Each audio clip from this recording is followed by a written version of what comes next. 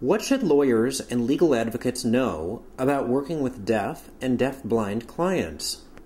In this video, we will share 10 tips that deaf and deaf-blind clients would tell their legal advocates to work together more effectively.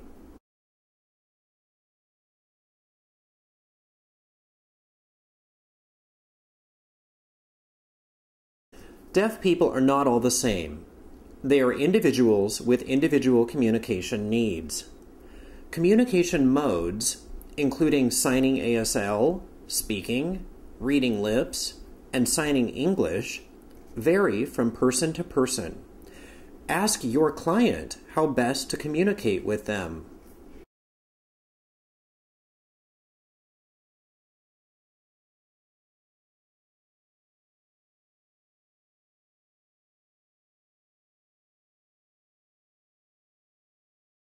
Deaf-blind people are not all the same.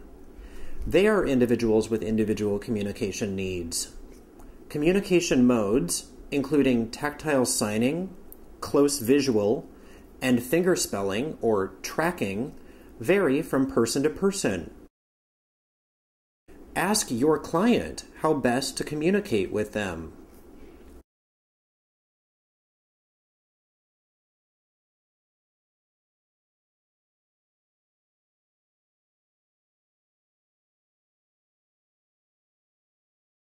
Many deaf people communicate in American Sign Language, or ASL. ASL is a language with its own grammar, syntax, and structure. It is not English on the hands.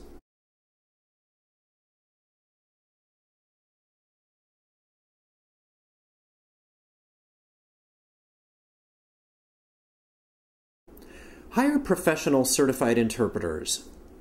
You should hire an interpreter who has the skills and experience required for this situation.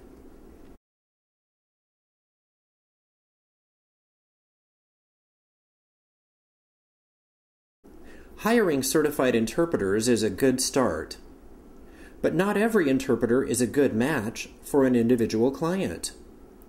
Ask your client for suggestions about interpreters that work well with them.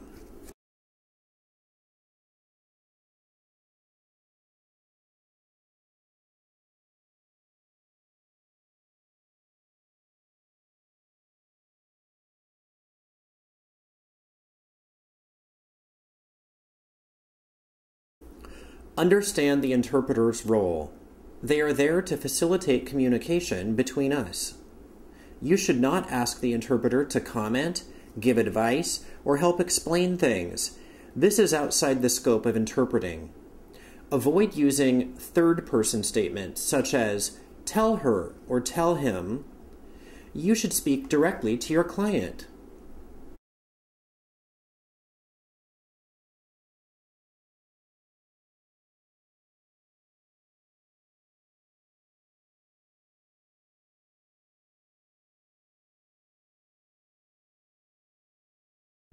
Sometimes attorneys misunderstand their client's longer communication style and get frustrated.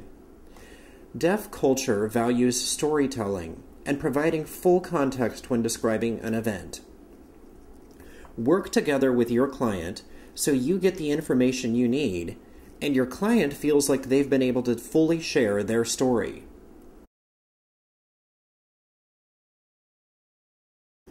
Sometimes communication barriers are the reason a client needs legal assistance in the first place.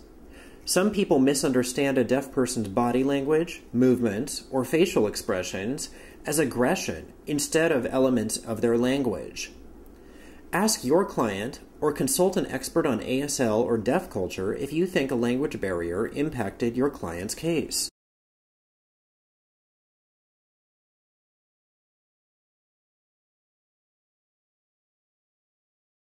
Ask your client if they understand written materials.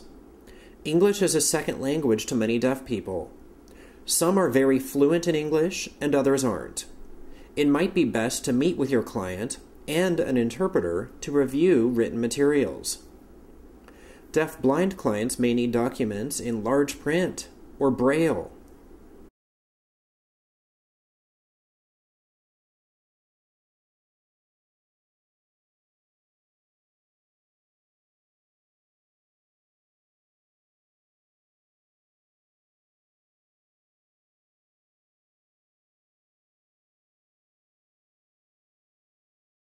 Before you leave a meeting with your client, review the next steps. Make sure they understand when your next meeting will be and how to communicate with you between meetings. You can find more legal information on NJP's YouTube channel and WashingtonLawHelp.org. Check out the links on the next screen. Thanks for watching.